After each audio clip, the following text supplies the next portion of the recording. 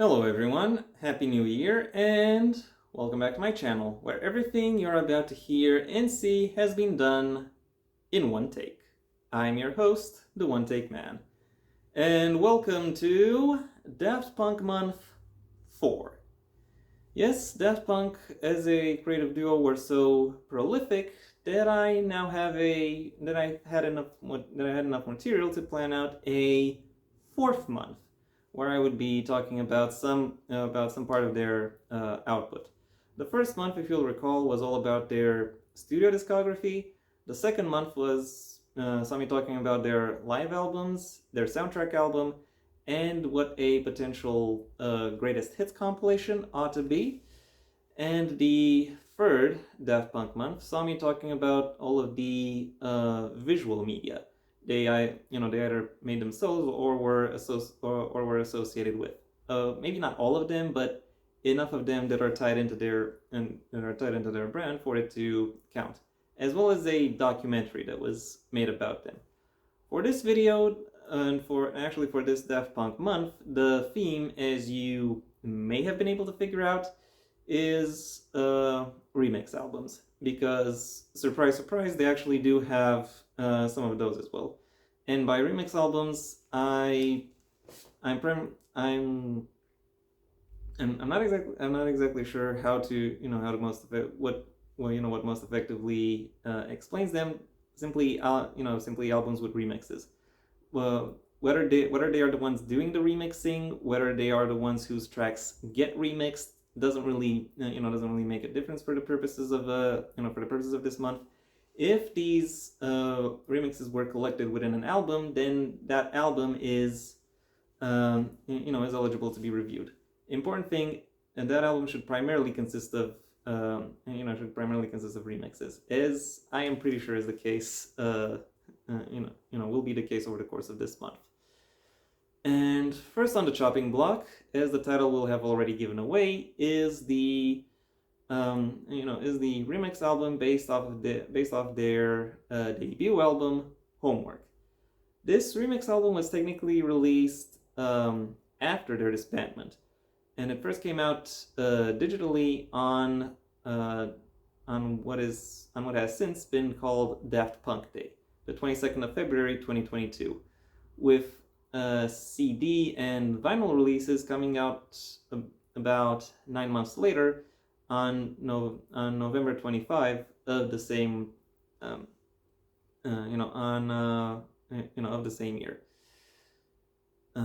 What is somewhat interesting, at least according to Wikipedia, is that not only are the CD and vinyl releases somewhat different in length, they are both noticeably shorter than the digital release. Now, I understand why that would be the case, because these media have different technical limitations that would make for that would lead to the actual releases not being as sizable as they could be. But I do find myself wondering, what exactly is different between the digital releases and the physical releases? Like, what tracks are included in, on the CD or the vinyl that what tracks are left out from either the CD or the vinyl. And I do have to ask this because I don't really know the question myself. I didn't listen to the album in all three formats to do a compare and contrast. My review, and basically every review of this month, will be based off of my experience listening to the digital release on Spotify. When I saw the the album on Spotify, I was somewhat surprised by the fact that it consisted of two playlists or discs. The first of which was simply the original Homework album, but the second, with the second being the actual remix album, as it would have shown up on review sites or news sites. Now, don't get me wrong. When you're making a physical release, I would argue it makes sense to have to release the original alongside with the alongside with the remixes for for a variety of reasons, some of which I may even approve of. But doing so with a digital release, that simply comes across as excessive, in my mind. Um, but anyway, enough with the presentation of this album. It's time I actually delved into its content and talked about what exactly about the album makes it makes it distinctive. And and as you might be able to guess, it is filled with remixes. And I don't know if I don't know if I said this already, so I'm going to say it here. It should not be surprising that Daft Punk have several albums with with remixes, because they've had plenty of collaborators throughout their throughout their career, and their approach to music making has been more experimental, more playful. So it makes sense that they would open up their own that they would allow for their own tracks to also serve as the foundations for other people's experiments. And that is what they've done with the and that is what they've done with with their with their debut album in this case, because because this remix album basically consists, as you may guess, entirely out of remixes and remixes of tracks from the original Homework album. That being said, not all tracks off Homework are remixed within this remix album.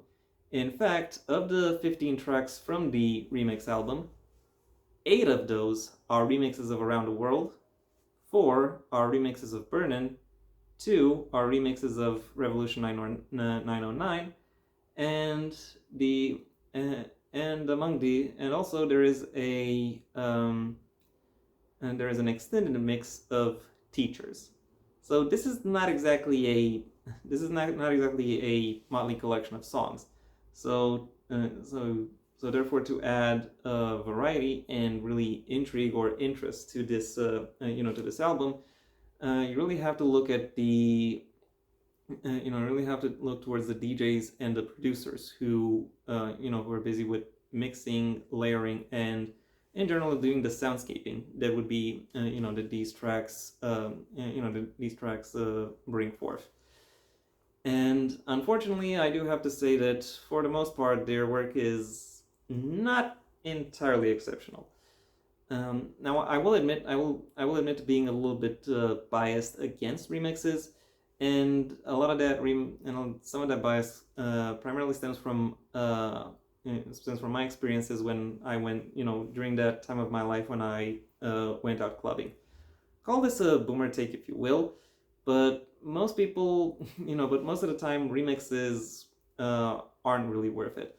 Like for me at least, a good remix a good remix to some extent is in a dialogue with the original song. Like it takes some elements from it and then adds to them, enhances them in such a way as to either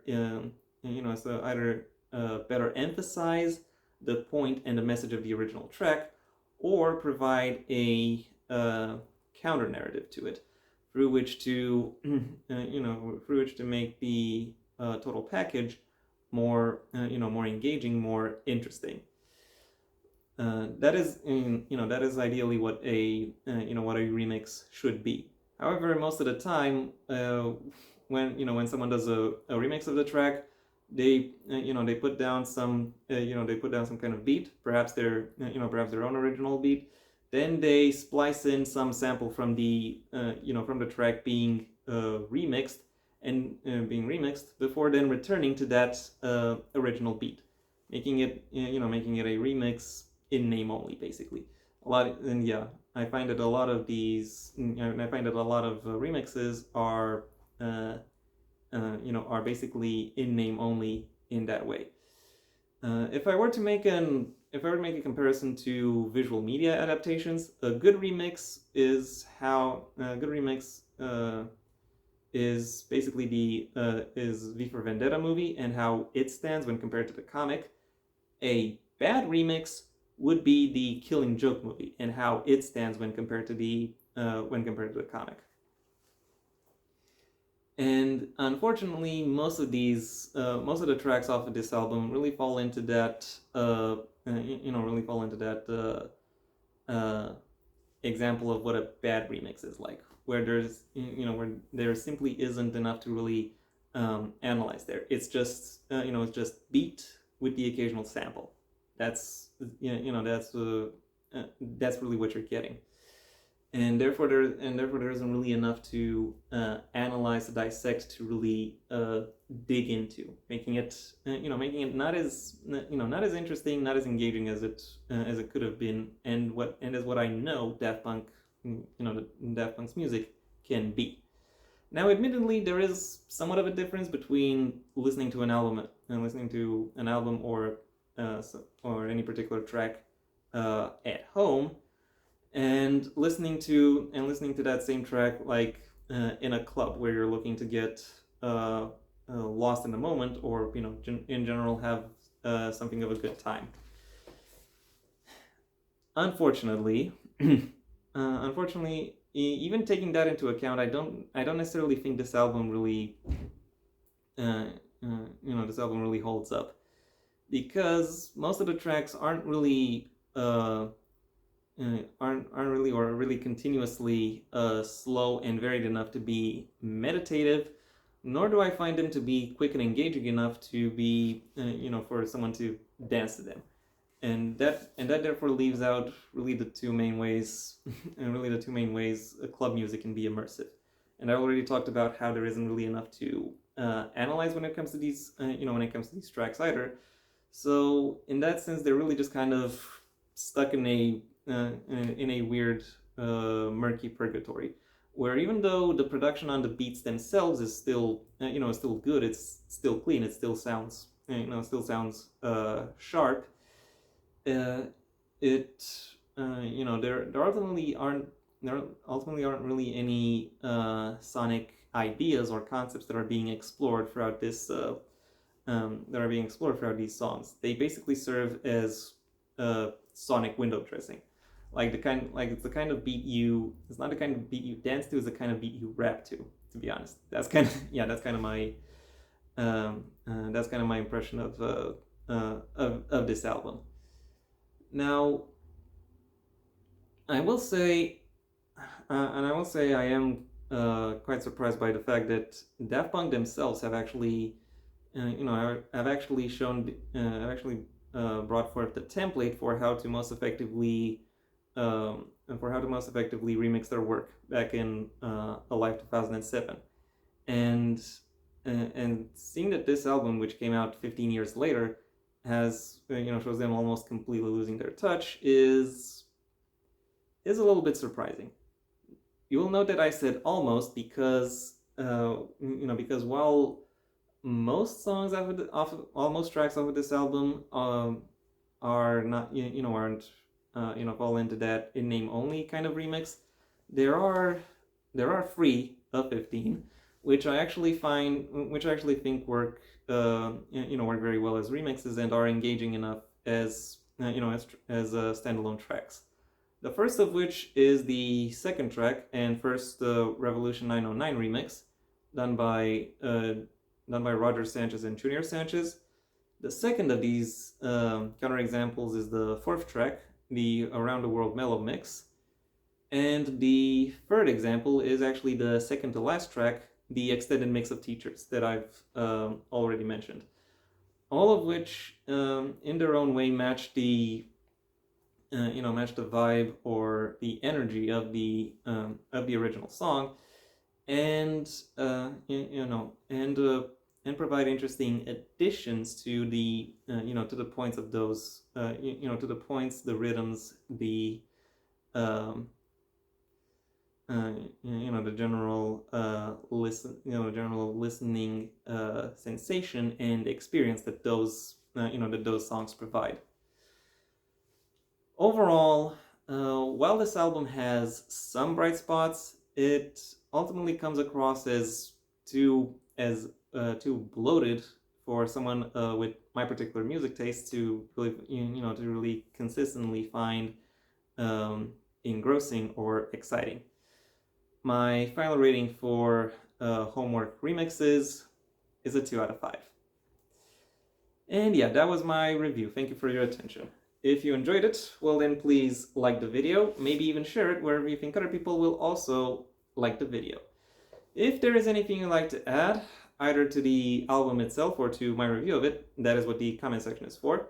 And if you want to see when my next video gets released, well then please subscribe. And ideally also ring the bell or do whatever else YouTube will ask of you in order to keep you notified. I also have a main channel where I talk primarily about the print medium and selected works therein, so if that sounds interesting to you, then I suggest you go ahead and check it out. The link is in the description down below, right past my social media links, which I would suggest you check out should you choose to. If you find yourself to be less than interested in my thoughts on the print medium, then I suggest you stay on this channel, where aside from the occasional album review, I also do reviews, overviews, or pitches of various various TV series or movies, alongside a variety of other topics. If that doesn't interest you either, then I suggest you go ahead and do whatever you want the rest of your day, because it is your day after all. And yeah, that was it for me. So until next time, I have been the One Take Man.